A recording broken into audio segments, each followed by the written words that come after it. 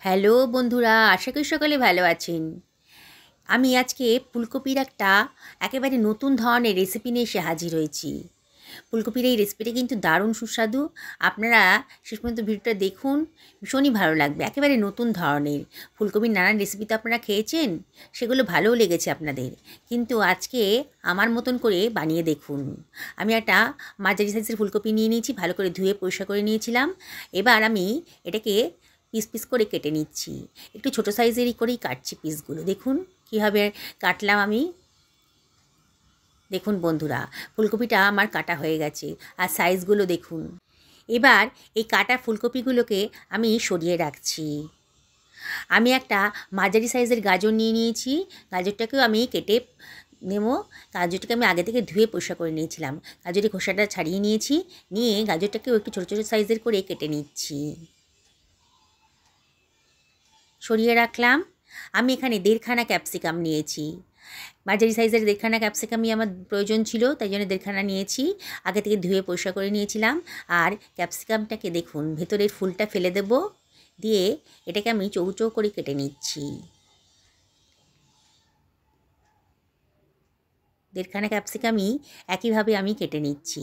ভেতরের ফুলের মতো অংশটা কিন্তু ফেলে দেব। আজকে দারুণ স্বাদের একটা রেসিপি তৈরি হতে চলেছে। যাকে খাওয়াবেন না, সেই কিন্তু দারুণ পছন্দ করবে। একেবারে একঘেয়েমি না, একেবারে নতুন ধরনের, নতুন স্বাদের রেসিপি।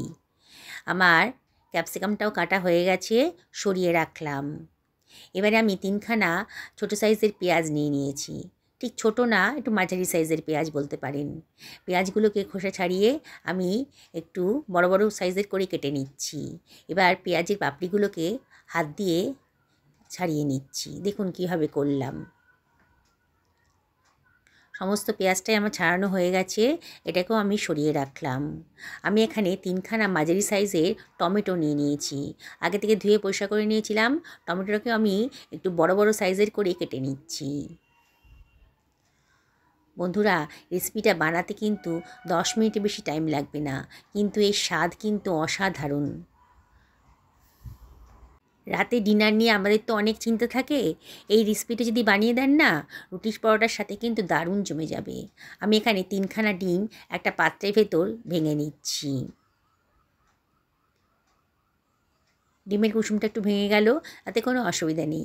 আমি সবকটা ডিমই ভালো করে ফেটিয়ে নেব।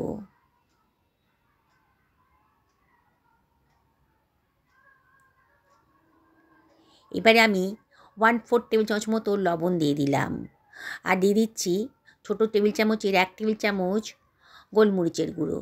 দিয়ে ডিমটাকে খুব ভালো করে ফেটিয়ে নিচ্ছি।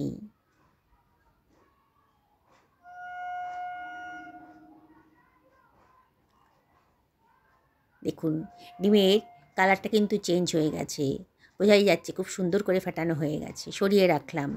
আমি গ্যাস ওভেনে কড়াই বসিয়ে দিয়েছি, আর এর মধ্যে জলটাও গরম হয়ে গেছে। আর এর ভেতর দিয়ে দিলাম 1/2 টেবিল চামচ মতো লবণ। লবণটা জলের সাথে ভালো করে গুলে নিলাম। এবার আমি কেটে রাখা ফুলকপির টুকরোগুলো এর ভেতর দিয়ে দিচ্ছি। বুঝতেই পারছেন, ফুলকপিটাকে একটু ভাপিয়ে নেব। এই ফুলকপির ভেতরে কিন্তু অনেক পোকামাকড় থাকে, তো একটু ভাপিয়ে নিলে পরে এই পোকামাকড়গুলোও নষ্ট হয়ে যাবে, আর আমার রান্নাটাও তাড়াতাড়ি হবে।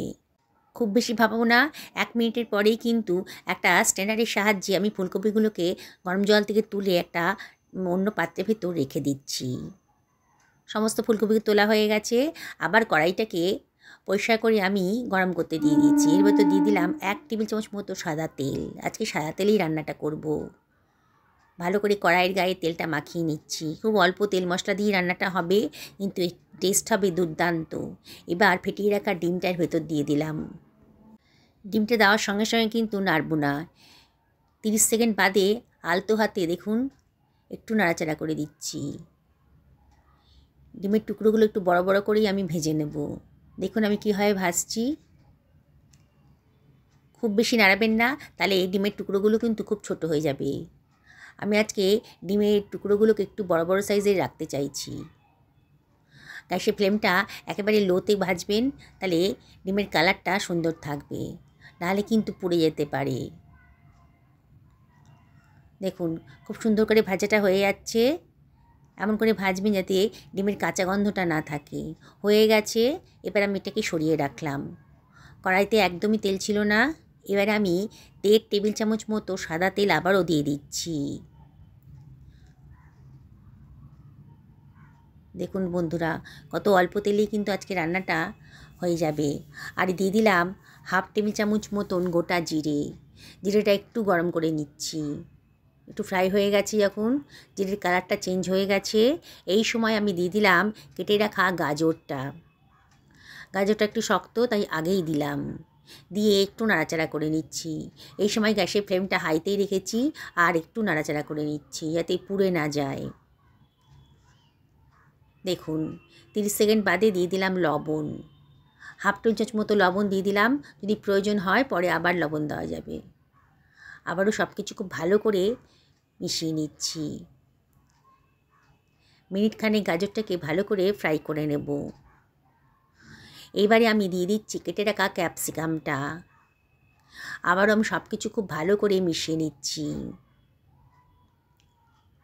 অনবরত কিন্তু নাড়তে হবে, খুব বেশি ফ্রাই করব না।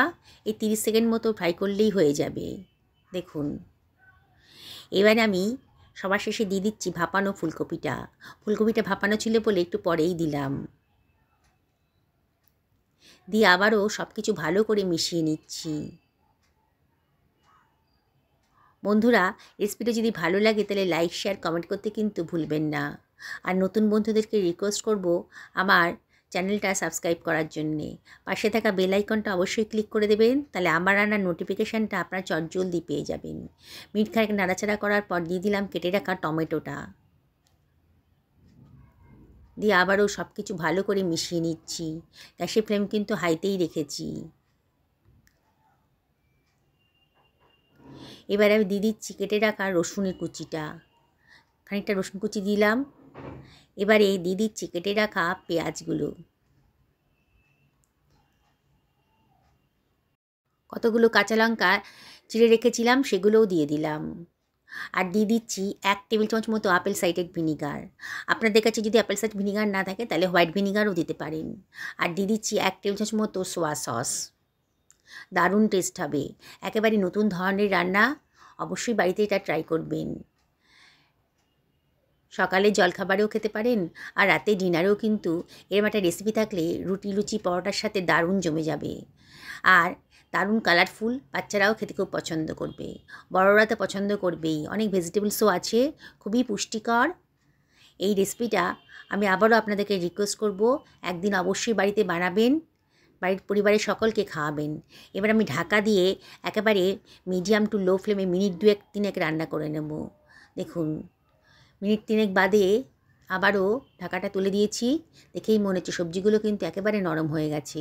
খুব বেশি সেদ্ধ হবে না, একটু কচকচা মতোই থাকবে, কিন্তু কাঁচা থাকবে না তা বলে। এবার দিয়ে দিলাম খানিকটা ধনেপাতা কুচি আর 2 টেবিল চামচ মতো গোলমরিচের গুঁড়ো। একটু ঝাল হলে খেতে ভালো লাগবে। এবারে আমি সব কিছু খুব ভালো করে মিশিয়ে নিচ্ছি। এই সময় গ্যাসের ফ্লেমটা কিন্তু হাইতেই রেখে দেবো। আবারও মিনিট খানেক ভালো করে নাড়াচাড়া করে নেব।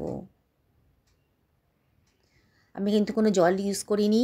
সবজির গা থেকে যে জল বেরিয়েছে তাতেই কিন্তু সবজিগুলো ভালো করে সেদ্ধ হয়ে গেছে। আবারও বলছি বন্ধুরা, খুব বেশি কিন্তু সেদ্ধ হবে না, আর খেতে কিন্তু দারুণ সুস্বাদু। দেখুন আমি একটা সার্ভিং প্লেটে এটাকে সার্ভ করে দিচ্ছি। কতটা দেখতে সুন্দর লাগছে।